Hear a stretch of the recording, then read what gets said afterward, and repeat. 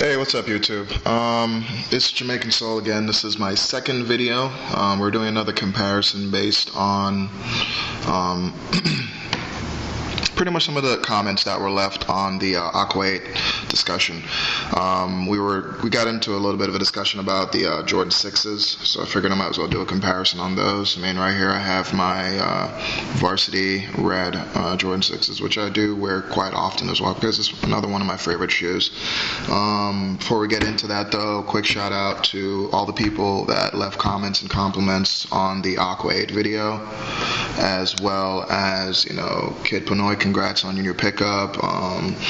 This was basically based on something that Jesus Navarrete said about his quality of his 6s. So let's get right down into it. As of always, you know, is to try and give, you know, not just speculate as to the difference between the shoes. I do have my actual authentic, and I have a variant here. Let's see. First things first, you know, let's take a look at the colors. Basically, on the variant, which actually wasn't painted as bad as my authentic infrareds, which I ended up selling because I couldn't wear them. I mean, the only real issue with the paint can be seen right there. The color is a little bit off. You know, I mean, here's your comparison. The camera doesn't exactly show, but it's as if the variant has more of a bit of a red hue to the color. It's not something that's super noticeable, but if you look real close at the ear bubble here, you'll notice that it wasn't exactly cut out properly. If you look right there on the actual gel, it seems like they were cut at different times or something. I can't quite explain it. And even though the air bubble does look clear, I can tell you that it's actually not. There's a bit of overspray on the inside, because for them to get those actual columns in there red, I think they actually use some sort of an aerosol-based paint. Also, the black carries a bit of a sheen to it, which that luster isn't exactly evident on the actual authentic. Overall shapes of the shoe, the authentic has a more sporty look, for lack of a term. This one, it's not basically the way it's laced up, it's just the way the shoe is put together. It just feels a little bit, I can't explain it, just feels a little sloppy. In the toe box, the shape seems a little bit off. I mean, as you guys can see, this looks a little bit narrower. This just seems to have a bit of a bulge there. Just little things like that. And of course, you guys notice the red insole on the authentic with the Jumpman logo still intact, even though I have put a lot of miles on it. This one came with a black insole, and the Jumpman left. It rubbed off within like the first couple of hours of wearing it. The suede, I mean, look at your authentic, guys. I mean, this is decent quality. It's not like the OG original ones from like 1991.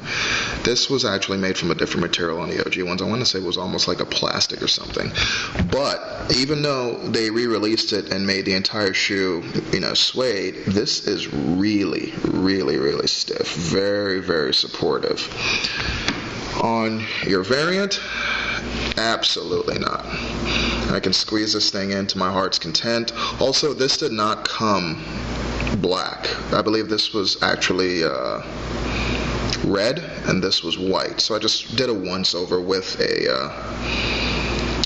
what did I use? I want to say a paint marker, basically, to get it, you know, look the way it is. Also, while we're on the back of the shoe, you can see more of that slight difference in color. This seems like a little bit brighter as opposed to the authentic. Also, if I'm not mistaken, the reason why the shoe had these two holes here for your fingers and this right here was something about MJ wanting to be able to put the shoes on easier. So you're supposed to like put your fingers through the hole and then use your thumb and you slide the shoe onto your foot. This is stiff, guys. Really, really stiff. I mean, you can pull on this thing. I mean, it's double stitched. It's pretty well made. I mean, also in here, I mean, if you look right here, you know, it's reinforced stitching. It's well put together, not flimsy at all. This, on the other hand, not. I can fold it in on itself. It'll probably stay put if I do it the right way. This, you can't do it. You can try as much as you want. It's not going to happen.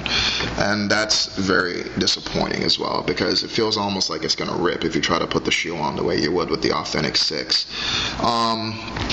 Also right here, I'm not sure what these are. I think these are for maybe protection of the ankle. I don't know.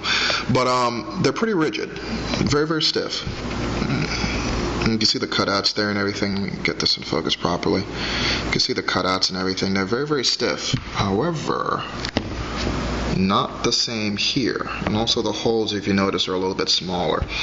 And what I realized, for them to get that shape where they didn't even do a good job of it, where it's supposed to stick off. If you look right there, you can see that it sticks off a great deal.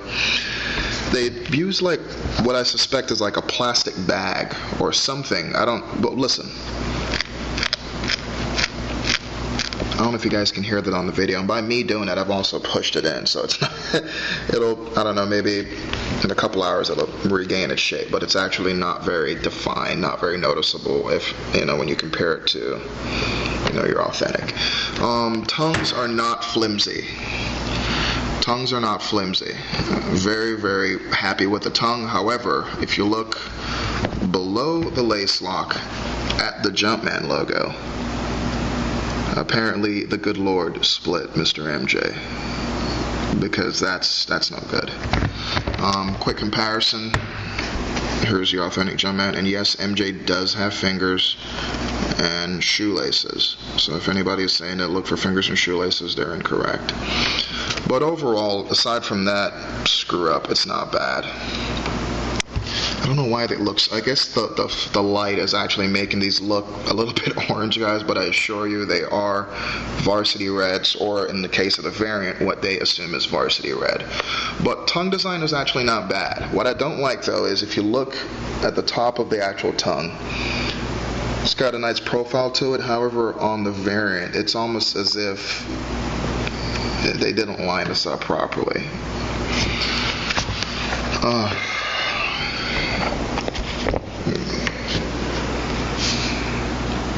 Now, I did hoop in these a great deal. Just, put them through their paces. Not a very safe shoe to play basketball in, and I'll tell you why. Of course, everybody's like, I told you so, especially with the Jordan 8 video. I had one gentleman telling me that, yeah, dude, you'll pretty much fuck your feet up screwing with those shoes, and he is 100% right. If you look here, you have, your icy bottom. Well, not so icy now. It's yellowing due to age and miles. But I do believe these are two separate pieces, the black as opposed to this portion.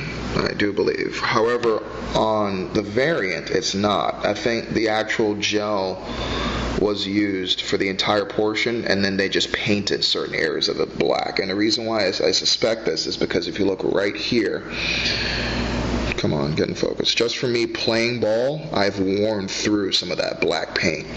Now, what that means is, outdoors, I didn't notice it as much, but I took it inside, and they don't take care of indoor courts. Like we were professional players. It gets a little dusty, dude. I was slipping and sliding in these shoes, and it didn't feel safe. Definitely not confidence inspiring. Also, with the heel area being very, very soft, I can fold it in. Can't do that at all with the Authentic. You're putting your, it's a dangerous thing to play ball in these. Definitely wouldn't do it.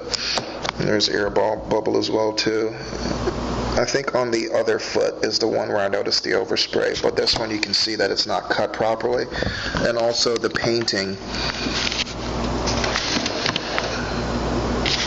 It's not going into focus there. There we go. Also, if you look, it's as if it's painted once it's assembled, which leaves little areas and gaps. And you're not going to see this. Now, I'm sure you guys are saying the paint on the Authentic is decent. It's not. As I was discussing with Jesus Navarrete, the quality on the 6s is pretty bad. He said his orders are pretty beat up. I wish I still had my infrareds. I would show you that they're in pretty bad shape, as if the painting was just terribly bad, and I'll show you why. Look right there. That is overspray. Or maybe the brush came in contact right there after they were done painting it. But come on, go in focus. It's not very well done. This is the crap that we're dealing with Jordan Brand. Even look inside here, they didn't follow with the lines. I know I'm probably being a little bit anal about the whole thing, but I mean, you're paying an arm and a leg for these shoes. You would expect the shoe to be almost perfect. So it's really unfortunate. Needless to say, if you look at the actual variant, the painting on the variant was actually better than my infrareds. So it is what it is, guys. But I noticed, I'm sure you guys noticed I didn't do anything discussion about the boxes. In this particular pickup, I did order this variant from not Dragon Kicks, cheapmass.com, and I'm actually super impressed with the time it took them to ship the item. It was shipped to me within a week. The actual shoebox came within a box, so it was actually in pretty decent shape, all things considered. So I'm very impressed with cheapmass.com. However, this particular shoe is also another shoe I cannot recommend, and if you look real close, you can see that bag material inside there, that blue. This is something that is not present on the Authentic. Just noticed that just now.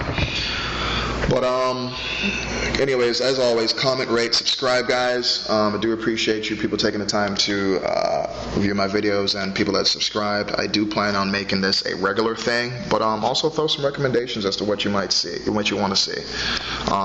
Anyways, as always, take care, guys. Be safe.